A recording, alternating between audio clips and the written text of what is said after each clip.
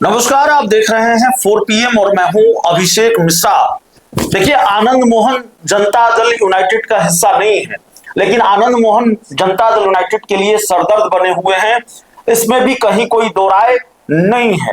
पूर्व सांसद आनंद मोहन ने जिस तरीके से जनता दल यूनाइटेड के खिलाफ मोर्चा खोला और उसके बाद जेडीयू को जिस तरह से अपनी पूरी फौज उतारनी पड़ी आनंद मोहन के खिलाफ, वो ये बताता है कि आनंद मोहन को लेकर जनता दल यूनाइटेड किस तरह से बैकफुट पर थी। हालांकि जनता दल यूनाइटेड बैकफुट पर खेलती हुई दिखी नहीं, फ्रंट फुट पर खेलती हुई दिखी, क्योंकि जेडीयू के जितने फायर ब्रांड नेता हैं सबने मोर्चा संभाल लिया आनंद मोहन के खिलाफ। लेकिन इससे यह साबित भी हुआ कि अगर आनंद मोहन के खिलाफ जेडीयू को अपनी पूरी फौज उतारनी पड़ी तो आनंद मोहन जनता दल यूनाइटेड के लिए सरदर्द बने। और जनता दल यूनाइटेड की चिंताएं आनंद मोहन ने बढ़ाई, जिस तरीके से उन्होंने बिल्कुल मोर्चा खोल दिया।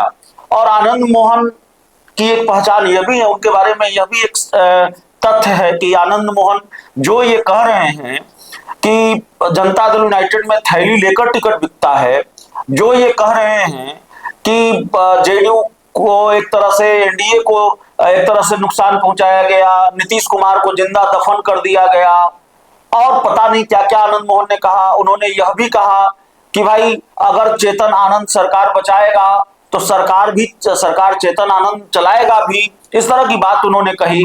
तो वो आनंद मोहन जो इस तरह के बयान दे रहे हैं, उन्हीं आनंद मोहन की पत्नी जेडीयू की सांसद है लवली आनंद, उन्हीं आनंद मोहन के बेटे चेतन आनंद जेडीयू के विधायक हैं। तो जेडीयू में नहीं है, लेकिन जेडीयू से उनका रिश्ता तो है, कम से कम उतना रिश्ता तो है जितना पप्पू यादव का कांग्रेस से है।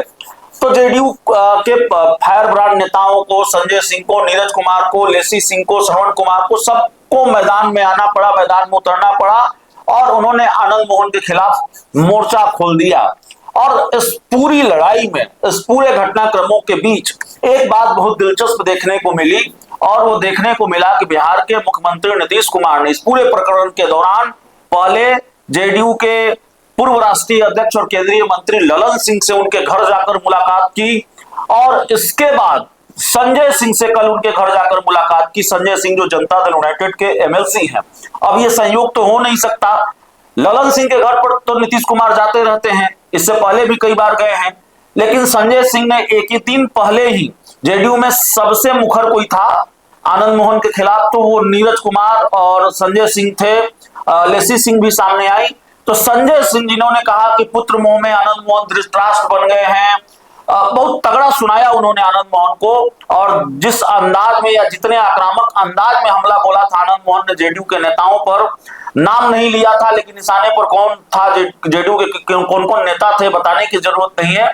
तो उसी आनंद मोहन के अंदाज में ही संजय सिंह ने हमला बोला और उसके बाद नीतीश कुमार उनके घर पर पहुंचे। आमतौर पर यह होता नहीं, नीतीश कुमार अशोक चौधरी के घर जाते हैं, नीतीश कुमार ललन सिंह के घर जाते हैं, लेकिन एक दिन पहले संजय सिंह ने मोर्चा खोला आनंद मोहन के खिलाफ और उसके बाद नीतीश कुमार कल उनके घर पहुंचे और ललन सिंह के साथ सीक्रेट मीटिंग हुई, कल संजय सिंह के साथ सीक्रेट मीटिंग हुई। तो शाबाशी मिली है संजय सिंह को या फिर उनको चुप रहने को कहा गया है, आनंद मोहन पर कम बोलने को कहा गया है, ये पता नहीं है। और राजनीतिक गलियारों में इस बात की बहुत चर्चा है कि आखिरकार ललन सिंह से नीतीश कुमार की क्या बात हुई, आनंद मोहन को लेकर कोई बात हुई, और हुई तो क्या हुई।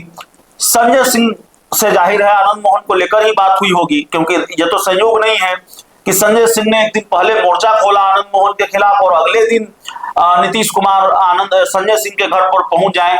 तो चुप रहने को कहा गया है, थोड़ा सधे हुए अंदाज में बोलने की नसीहत दी गई है, या नीतीश कुमार की तरफ से खुली छूट दे दी गई है आनंद मोहन को लेकर, आनंद मोहन के खिलाफ बोलने के लिए, आनंद मोहन के खिलाफ मोर्चा संभालने को कह दिया गया है, ग्रीन सिग्नल मिल गया है नीतीश कुमार का।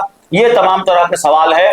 और अगर नीतीश कुमार इतने ही नाराज हैं कि उन्होंने संजय सिंह और अपने बाकी नेताओं को ग्रीन सिग्नल दे दिया है, तो फिर संभव है कि आज नुकसान होता हुआ न दिखे, लेकिन कल चेतन आनंद को भी इसका नुकसान होगा। वो उस पार्टी के विधायक हैं।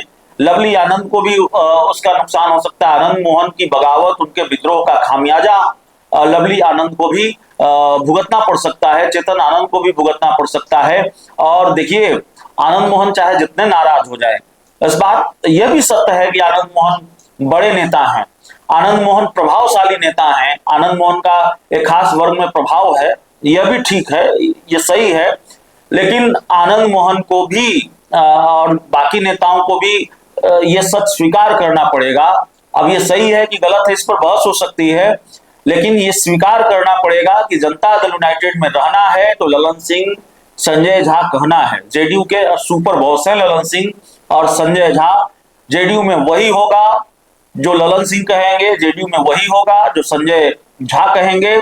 और संजय झा और ललन सिंह ने कोई फैसला ले लिया तो फिर जाहिर तौर पर आप चाहे जितना विरोध कर ले, आप चाहे जितनी नाराजगी जता ले, डैमेज कंट्रोल की कोशिश हो सकती है, मनाने की कोशिश हो सकती है। हालांकि आनंद मोहन को मनाने की कोशिश हुई कि नहीं हुई यह हमें नहीं मालूम, लेकिन आगे कुछ नहीं हो सकता। फैसला ललन सिंह ही लेते हैं, संजय झा ही लेते हैं और बाकी नाराजगी की कोई परवाह है नहीं। इसका आनंद मोहन की नाराजगी का क्या नुकसान जेडीयू को उठाना पड़ेगा, कितना उठाना पड़ेगा, पड़ेगा भी कि नहीं पड़ेगा, और आनंद मोहन आगे इस लड़ाई को कहां ले जाएंगे। आनंद मोहन को क्या लवली आनंद का भी साथ मिलेगा, चेतन आनंद का भी साथ मिलेगा, और लवली आनंद और चेतन आनंद भी खुलकर जेडीयू के खिलाफ खड़े होंगे। फिलहाल ऐसा लगता नहीं, इन दोनों की तरफ से तो कोई बयान आया नहीं, लेकिन खुलकर क्या खिलाफ खड़े होंगे आनंद मोहन के साथ और उसी अंदाज में जेडीयू से विद्रोह करेंगे जिस अंदाज में आनंद मोहन ने किया है। तो ये तमाम तरह के सवाल हैं और आनंद मोहन पर हमने बात इसलिए की क्योंकि नीतीश कुमार तो संजय सिंह से मिलने पहुंच गए, तो इस पर भी एक अलग स्टोरी हो सकती है, इसका भी एक अलग एंगल है, इसकी भी एक अलग इनसाइड स्टोरी है, वो भी हम आपको बताएंगे किसी दूसरे वीडियो में। लेकिन फिलहाल जब पहुंचे हैं, बात हुई है, तो ये भी सवाल है कि हरी झंडी मिली है या अभी चुप रहने को कहा गया है, तो ये तस्वीर भी अगले कुछ दिनों में साफ होगी। बहुत बहुत धन्यवाद।